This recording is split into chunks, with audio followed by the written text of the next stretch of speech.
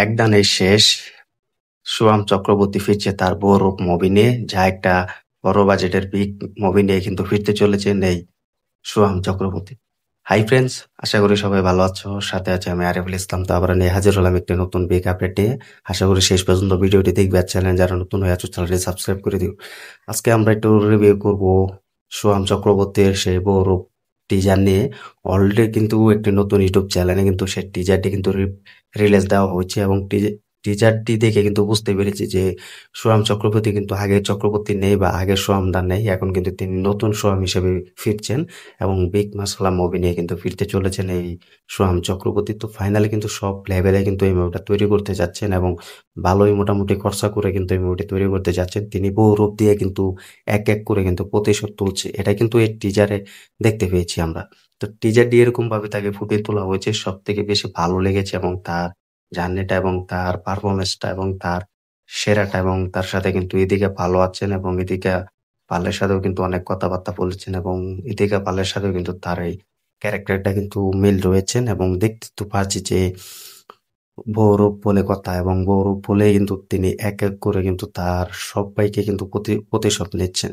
তো টিজারটি এরকম ভাবে তার ফুটিয়ে তোলা হয়েছে, তার ফাইট এবং তার রোমান্টিক এবং তার ভয়েস এবং তার পুরো অভিনয়টা সেরাটা লেগেছে। এটা বলবো যে মোটামুটি ভালো লাগেনি, ভালোই লেগেছে যে এরকম বাজেটের মুভি, তাও আবার সোহাম চক্রবর্তী ফিরছেন এত বছর পরে এবং এতদিন পরে বিগ লেভেলে মুভি করে, তাও আবার ইতিকা পাল সাথে আছেন। এই মুভিটা কিন্তু সবারই পছন্দ লাগবে। বহুরূপ বলে কথা, কারণ তিনি বহুরূপের রূপ নিয়ে কিন্তু পুরো মুভিটা কিন্তু অভিনয় করেছেন, এবং মুভিটা রিলিজ করতে যাচ্ছেন।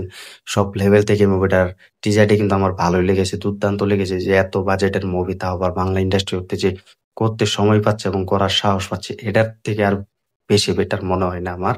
কারণ সোহাম চক্রবর্তীকেও আমরা খুঁজছিলাম যে এরকম একটা মুভিতে ফিরুক এবং এরকম একটা মুভি কাম ব্যাক করুক, এটাই।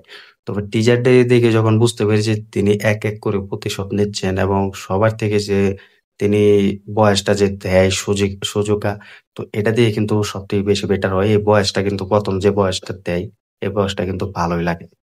তো আমার মোটামুটি ভালোই লেগেছে টিজারটি, কারণ টিজারটি অন্যতম একটি টিজার হচ্ছে, কারণ তাকে আমরা দেখতে পাই যে তিনি বহুরূপ হিসেবে কিন্তু জায়গায় জায়গায় কিন্তু ঘুরে বেড়ায়, এবং তাকে কেউ খুঁজে পায় না, বা খোঁজার চেষ্টা করে কিন্তু কেউই তাকে খুঁজে পায় না এবং ব্যর্থ হয়, এবং তিনি এক এক করে তার নিজের মতো কিন্তু প্রতিশোধ নিতে থাকে।